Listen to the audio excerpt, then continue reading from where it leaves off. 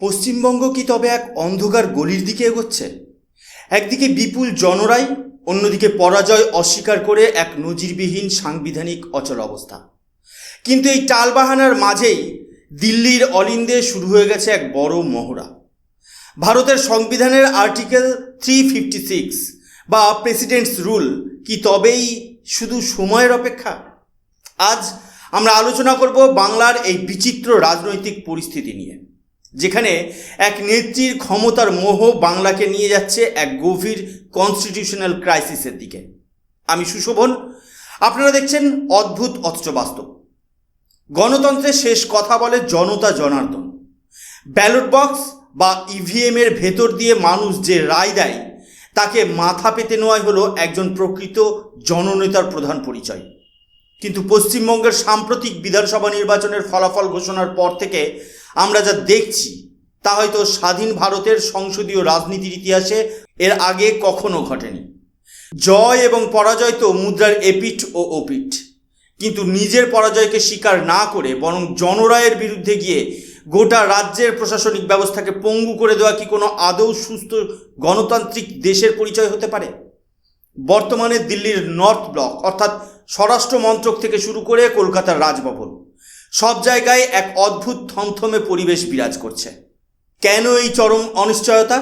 কারণ ভারতের election commission of India অর্থাৎ নির্বাচন কমিশন সমস্ত তথ্য প্রমাণ দিয়ে স্পষ্টভাবে জানিয়ে দিয়েছে যে পশ্চিমবঙ্গের এই নির্বাচন ছিল সম্পূর্ণ স্বচ্ছ, অবাধ এবং নিরপেক্ষ। কোনো বুথ জ্যামিং বা বড় ধরনের জালিয়াতির প্রমাণ কমিশন পায়নি। কিন্তু তা সত্ত্বেও বিদায়ী মুখ্যমন্ত্রী মমতা বন্দ্যোপাধ্যায় এবং তার দল এক অদ্ভুত দাবিতে অনড়। তাদের দাবি, আমাকে ষড়যন্ত্র করে হারিয়ে দেওয়া হয়েছে। বন্ধুরা, একবার গভীরে গিয়ে ভেবে দেখুন তো, এই যে একগুঁয়েমি বা জেদ, এটা কি কেবল একটি রাজনৈতিক দলের শোচনীয় পরাজয়ের হতাশা, নাকি এর পেছনে লুকিয়ে আছে কোনো সুগভীর চাল? নিজের ক্ষমতার রাজপ্রাসাদ আর মসনদ বাঁচানোর এক চরম মরিয়া চেষ্টা কি তবে আমরা সচক্ষে দেখছি? আজ আমরা প্রতিটি পরত ছিঁড়ে বিশ্লেষণ করব। কিভাবে একটি সাংবিধানিক সংকট তৈরি করে জনমতকে অবমাননা করার চেষ্টা চলছে। আজ রহস্যভেদ হবে সেই ক্ষমতার অলিন্দের, যেখানে গণতন্ত্রের চেয়ে ব্যক্তিগত পদ বড় হয়ে দাঁড়িয়েছে।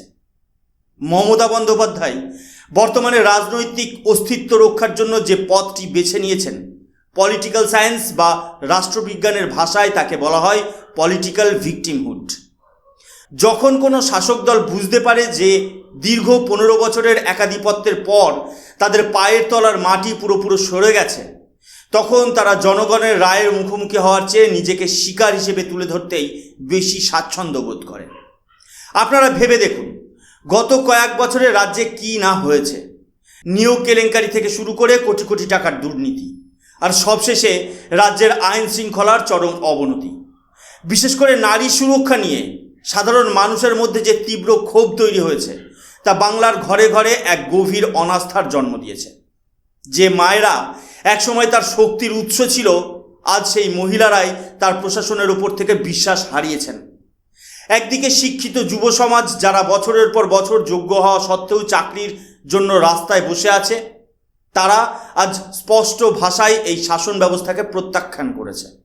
এই চরম প্রতিকূল পরিস্থিতিতে তিনি এখন নিজেকে একজন রাজনৈতিক শহীদ হিসেবে প্রমাণ করার মরণ কামড় দিচ্ছেন। কেন? কারণ তিনি খুব ভালো করেই জানেন, যদি তিনি আজ সাহসের সঙ্গে পরাজয় স্বীকার করে নেন, তবে তার দলের ভেতরে যে গৃহযুদ্ধ শুরু হবে, তাতে তাসের ঘরের মতো হুড়মিড়িয়ে ভেঙে পড়বে গোটা তৃণমূল কংগ্রেস। দলে তার নিয়ন্ত্রণ চিরতরে হারিয়ে যাবে। আর ঠিক এই ভাঙন রুখতেই তিনি একটি অত্যন্ত সুপরিকল্পিত মিথ্যে ন্যারেটিভ বা বয়ান তৈরি করছেন। তিনি প্রচার করছেন যে কেন্দ্রীয় এজেন্সি এবং নির্বাচন কমিশন মিলে ষড়যন্ত্র করে তৃণমূলকে শেষ করে দিয়েছে। অর্থাৎ তিনি বোঝাতে চাইছেন পরাজয়টা মানুষের রায়ে নয়, বরং চক্রান্তের কারণে। কিন্তু বন্ধুরা, এখানে একটা অদ্ভুত ডেটার খেলা লক্ষ্য করুন, যা শুনলে আপনারা অবাক হয়ে যাবেন। তৃণমূল প্রথম থেকেই সাধারণ মানুষের মধ্যে আতঙ্ক ছড়াতে প্রচার করেছিল যে ভোটার তালিকা থেকে নাকি প্রায় 1.2 কোটি মানুষের নাম বাদ দেওয়া হয়েছে। কিন্তু নির্বাচন কমিশনের আসল তথ্য বা অফিসিয়াল ডেটা কি বলছে? আসল সংখ্যাটি ছিল 9.8 মিলিয়ন বা 98 লক্ষ। আর এই সংশোধনটি ছিল সম্পূর্ণ আইনি, প্রশাসনিক এবং স্বচ্ছ। বছরের পর বছর ধরে ভোটার তালিকায় জমে থাকা কয়েক লক্ষ মৃত ভোটার, দ্বৈত ভোটার এবং ভুতুড়ে ভোটারদের বাদ দিয়ে যখন তালিকাটি পরিষ্কার বা ডেটা ক্লিনিং করা হলো, তখনই শাসক দলের পরাজয় আসলে নিশ্চিত হয়ে গিয়েছিল। কারণ কয়েক দশক ধরে চলে আসা সেই ভুয়ো ভোটের যে বিশাল সাপ্লাই চেইন বা কারচুপির নেটওয়ার্ক ছিল, তা এই একবারের স্বচ্ছতায় পুরোপুরি ভেঙে চুরমার হয়ে গেছে। আর এই স্বচ্ছ নির্বাচনই আজ তার ক্ষমতার মসনদকে তছনছ করে দিয়েছে, যা তিনি কিছুতেই মেনে নিতে পারছেন না। এবার আমি আপনাদের স্মৃতির সরণিবে নিয়ে যাব ঠিক 15 বছর আগে 2011 সালের সেই ঐতিহাসিক মে মাসে। আপনাদের কি মনে পড়ে সেই দিনটির কথা?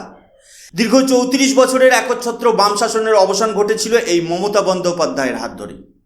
বাংলার রাজনীতিতে সেদিন এক বিশাল পরিবর্তনের ঢেউ আছড়ে পড়েছিল।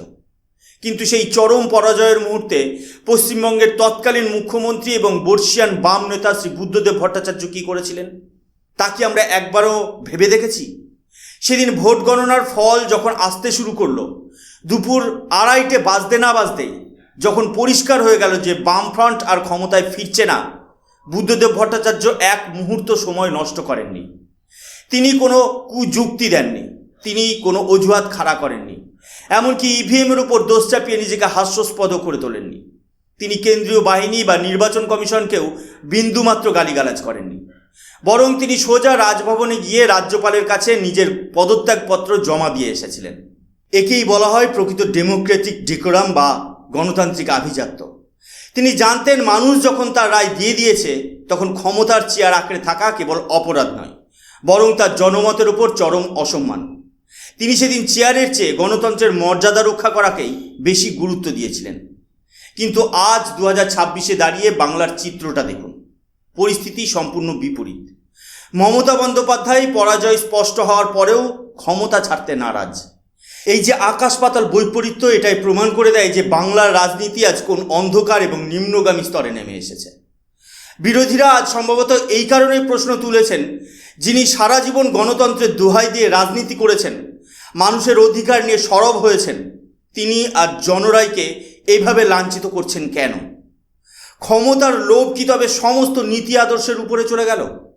বুদ্ধদেব ভট্টাচার্যের সেই ঋজু ব্যক্তিত্ব আর রাজনৈতিক আদর্শের কাছে আজ বর্তমান শাসক দল আর তার নেত্রী কতটাই না বামন আর ক্ষুদ্র হয়ে গেছেন, তা আজ বাংলার প্রতিটি সচেতন মানুষ বুঝতে পারছেন। এখন লাখ টাকার প্রশ্ন হলো, এই নজিরবিহীন অচলাবস্থার শেষ কোথায়? এর আইনি সমাধানই বা কী? যদি বিদায়ী মুখ্যমন্ত্রী পরাজয় মেনে নিয়ে ইস্তফা না দেন এবং নতুন নির্বাচিত সরকারকে শপথ নিতে বা দায়িত্ব গ্রহণে বাধা দেন, তবে ভারতের সংবিধান কি বলছে? ঠিক এখানেই কার্যকর হয় আমাদের সংবিধানের অন্যতম শক্তিশালী এবং বিতর্কিত অস্ত্র, আর্টিকেল 356। ভারতের সংবিধান প্রণেতারা জানতেন যে ভবিষ্যতে ক্ষমতার লোভে কেউ এমন পরিস্থিতির সৃষ্টি করতে পারেন। তাই তারা সংবিধানে স্পষ্ট করে দিয়েছেন, যখন কোনো রাজ্যে কনস্টিটিউশনাল মেশিনারি বা সাংবিধানিক শাসন ব্যবস্থা পুরোপুরি ভেঙে পড়বে, তখন কেন্দ্র সরকার সেই রাজ্যের শাসনভার নিজের হাতে নিতে বাধ্য হবে। অর্থাৎ জনতার রায়কে যদি কেউ পেশিশক্তি বা প্রশাসনিক জেদ দিয়ে আটকে রাখতে চায়, তবে সেই জট ছড়ানোর চাবিকাঠি দিল্লির নর্থ ব্লকের হাতে থাকে। মমতা বন্দ্যোপাধ্যায় বর্তমানে যা করছেন, রাজনৈতিক বিশ্লেষকদের চোখে আমি তাকে বলবো একটি বিষাক্ত সাপকে চুমু খাওয়া। তিনি হয়তো ভাবছেন এই অরাজকতা এবং প্রশাসনিক জটিলতা তৈরি করে তিনি নিজেকে বা নিজের দলকে রক্ষা করতে পারবেন, কিন্তু তিনি বুঝতে পারছেন না যে এই পথটি আসলে আত্মঘাতী। তিনি বাংলাকে এমন এক চরম বিপদের মুখে ঠেলে দিচ্ছেন, যা রাজ্যের গণতান্ত্রিক পরিকাঠামোকে কয়েক দশক পিছিয়ে দিতে পারে। ভারত সরকার এবং রাজভবন কিন্তু হাত গুটিয়ে বসে নেই। যখন কোনো রাজ্যে প্রশাসনিক স্থিতিশীলতা নষ্ট হয় এবং জনজীবন বিপর্যস্ত হওয়ার উপক্রম হয়, তখন রাজ্যপালের সুপারিশে প্রেসিডেন্ট রুল বা রাষ্ট্রপতি শাসন জারি হওয়া ছাড়া আর কোনো বিকল্প বা অল্টারনেটিভ অবশিষ্ট থাকে না। এই চরম সন্ধিক্ষণে দাঁড়িয়ে বিশ্বকবি রবীন্দ্রনাথ ঠাকুরের সেই বিখ্যাত সৃষ্টি জীবিত ও মৃত গল্পের সেই বিখ্যাত পংক্তিটি বড় বেশি প্রাসঙ্গিক হয়ে উঠেছে। কাদম্বিনী মরিয়া প্রমাণ করিল সে মরে নাই। মমতা বন্দ্যোপাধ্যায় কি আজ নিজের এবং তার দলের অস্তিত্ব প্রমাণ করতে গিয়ে বাংলার গণতন্ত্রকে গলা টিপে হত্যা করবেন? তার এই শেষ মুহূর্তের মরিয়া চেষ্টা আসলে একটি নির্মম সত্যকেই সামনে এনে দিচ্ছে। তৃণমূল কংগ্রেস রাজনৈতিকভাবে আজ মৃতপ্রায়। যে বিষাক্ত সাপের সঙ্গে আজ তিনি খেলা করছেন, সেই সাপের নীল বিষ আজ তার নিজের রাজনৈতিক শরীরেই ছড়িয়ে পড়তে শুরু করেছে। ক্ষমতার এই মরণপণ লড়াই শেষে হয়তো দেখা যাবে জেদ টিকে আছে ঠিকই, কিন্তু বাংলার মানুষের মন থেকে তার জায়গা চিরতরে মুছে গেছে। বন্ধুরা, আমাদের একটা বিষয় খুব পরিষ্কারভাবে বুঝতে হবে, এই যে বর্তমান স্থিতাবস্থা, এটা কি কেবল পশ্চিমবঙ্গের চার দেওয়ালের ভেতরের কোনো ক্ষমতার লড়াই? না, একদমই না। বর্তমান গ্লোবাল পলিটিক্স বা ভূরাজনৈতিক প্রেক্ষাপটে এটি একটি অত্যন্ত সংবেদনশীল এবং ঝুঁকিপূর্ণ জিওপলিটিক্যাল ইস্যু। পশ্চিমবঙ্গ ভারতের সাধারণ কোনো রাজ্য নয়, এটি একটি অত্যন্ত গুরুত্বপূর্ণ সীমান্ত রাজ্য বা বর্ডার স্টেট। আন্তর্জাতিক মানচিত্রের দিকে তাকালেই দেখবেন আমাদের এই রাজ্যের সঙ্গে জড়িয়ে আছে তিনটি ভিন্ন দেশের সীমান্ত।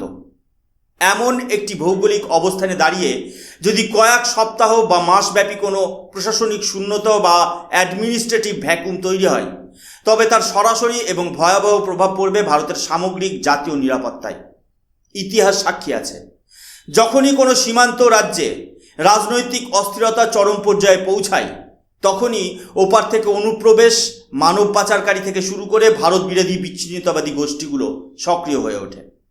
তারা ঠিক এই সুযোগেরই অপেক্ষায় ওত পেতে বসে থাকে, কখন এদিকের প্রশাসন পঙ্গু হবে আর কখন তারা ভারতের অখণ্ডতায় আঘাত হানবে। দেশের গোয়েন্দা সংস্থাগুলো কিন্তু এই নিয়ে যথেষ্ট উদ্বিগ্ন।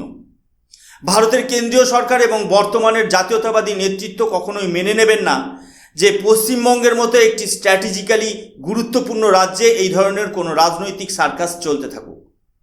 বিজেপি বা অন্যান্য বিরোধী দলগুলো আজ কেন রাজপথে নেমে তীব্র আন্দোলন করছে, কারণ তারা খুব ভালো করেই জানে এই অচলাবস্থা যদি দীর্ঘদিন হয় তবে শুধু উন্নয়ন থমকে থাকবে না, বরং সাধারণ মানুষের জীবন ও সম্পত্তি চরম ঝুঁকির মুখে পড়বে।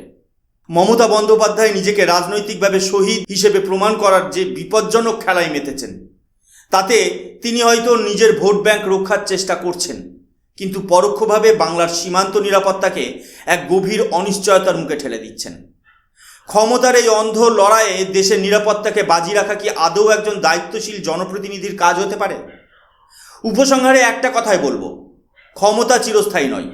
2011 সালে বুদ্ধদেব ভট্টাচার্য মাথা উঁচু করে বিদায় নিয়েছিলেন বলেই আজ মানুষ তাকে শ্রদ্ধার সঙ্গে স্মরণ করে, কিন্তু মমতা বন্দ্যোপাধ্যায় আজ যা করছেন তাতে তার দীর্ঘদিনের লড়াকু ভাবমূর্তি ধুলোয় মিশে যাচ্ছে। মানুষ আজ দেখছে যে মমতা বন্দ্যোপাধ্যায় শুধু আপনার ভোট চান না, তিনি চান আপনার রায়কে হাইজ্যাক করতে। বিরোধীরা আজ সাধারণ মানুষের মনে এই কথাটি গেঁথে দিতে সফল হয়েছে যে তৃণমূল মানেই অগণতান্ত্রিক শক্তি। শেষ পর্যন্ত হয়তো রাষ্ট্রপতির শাসন জারি হবে, নতুন সরকার আসবে, কিন্তু এই যে কলঙ্কিত অধ্যায়টি মমতা বন্দ্যোপাধ্যায় রচনা করলেন তা বাংলার ইতিহাসে একটি কালো দিন হিসেবে চিহ্নিত হয়ে থাকবে। আপনাদের কি মনে হয়, মমতা বন্দ্যোপাধ্যায়ের এই জেদ কি বাংলার মানুষের ওপর করা অন্যায় নয়? কমেন্ট বক্সে আপনার মতামত জানান। ভিডিওটি ভালো লাগলে শেয়ার করুন যাতে বাংলার প্রতিটি মানুষ এই সত্যটি বুঝতে পারে। আজ এই পর্যন্তই, দেখা হবে পরবর্তী ভিডিওতে। জয় হিন্দ, বন্দে মাতরম, ভারত মাতা কি জয়।